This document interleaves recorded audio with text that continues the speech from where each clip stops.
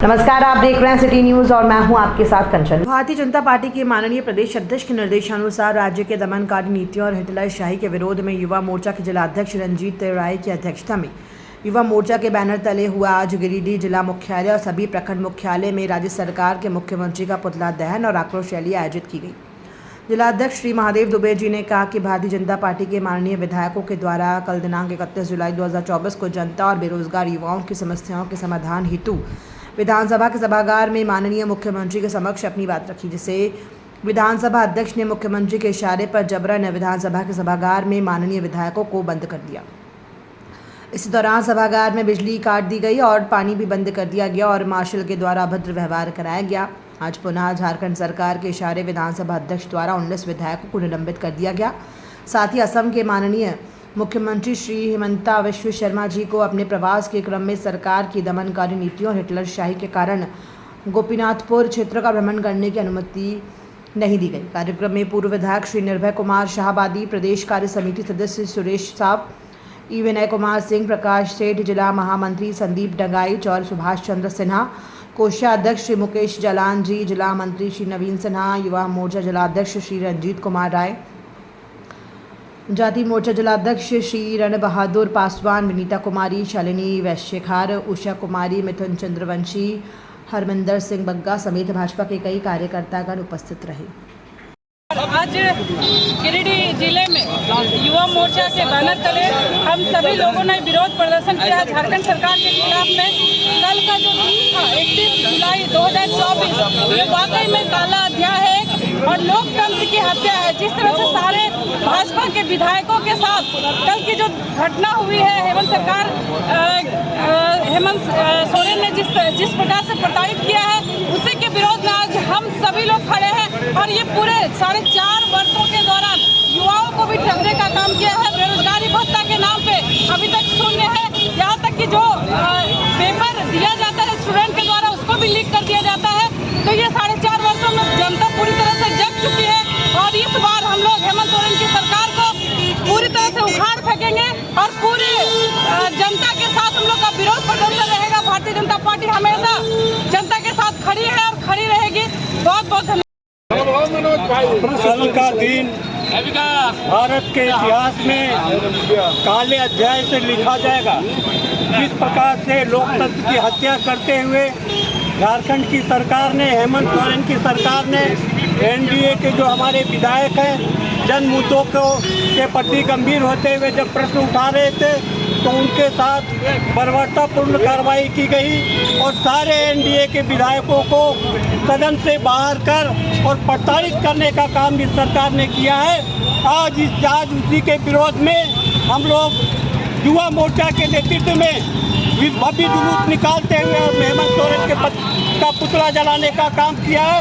साथ ही साथ आज इस मंच से हम लोग सरकार को आगाह करना चाहते हैं कि जिस प्रकार से आपने आज यह कार्रवाई की है, इसका अंजाम बहुत ही बुरा होगा और आने वाले दिन में यहाँ की जनता आपको सत्ता से उखाड़ फेंकने का काम करेगी। हेमंत सोरेन की सरकार ने इंतहा कर दिया है। जिन वादों को लेके उन्होंने चुनाव में उतरने का काम किया, जनता ने उनका साथ दिया, लेकिन जनता के साथ और सभी वर्ग के लोगों को ठगने का काम किया।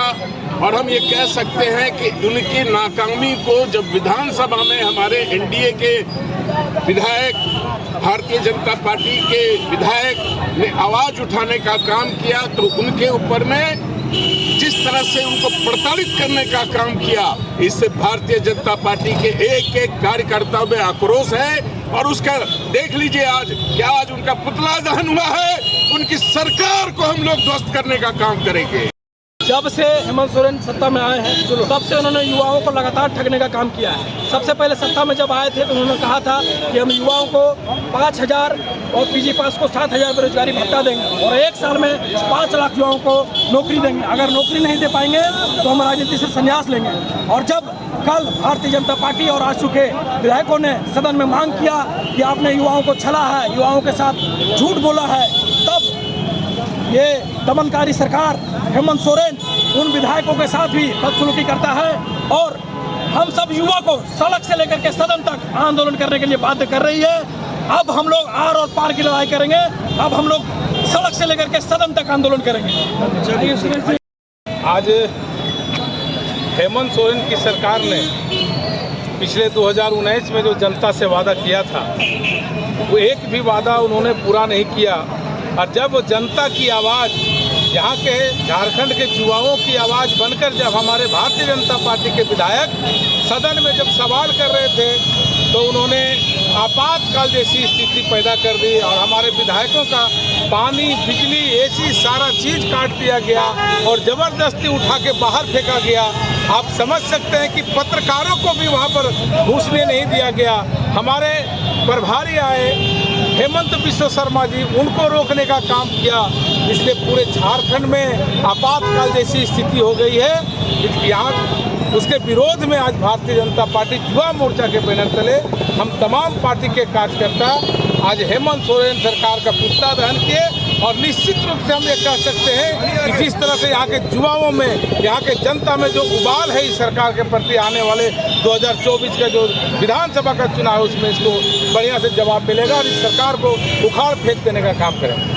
युवा मोर्चा की ओर से इस राज्य सरकार के नाकामी को लेकर के जिस तरह से इस राज्य में हिटलरशाही व्याप्त है, जैसा कि आप लोगों ने जानते हैं कि हमारे के झारखंड के सह प्रभारी असम के मुख्यमंत्री, माननीय असम के मुख्यमंत्री, उनको जो है सो पाकुड़ में घुसने नहीं दिया, परमिशन नहीं दे दिया। ये सरकार हिटलरशाही है और इस तरह से जो है पूरे राज्य में दमनकारी नीति को अपनाने का काम कर रही है। जिस तरह से युवाओं को ठगने का काम किया, दलितों के ऊपर अत्याचार करने का काम किया, आदिवासी की जमीन को लूटने का काम किया, खनन पट्टा में लूटने का काम किया, इन सब अधिकारियों को लेकर के हम लोगों ने युवा मोर्चा के नेतृत्व में आज मशाल जुलूस निकाला है, पुतला दहन का कार्यक्रम किया।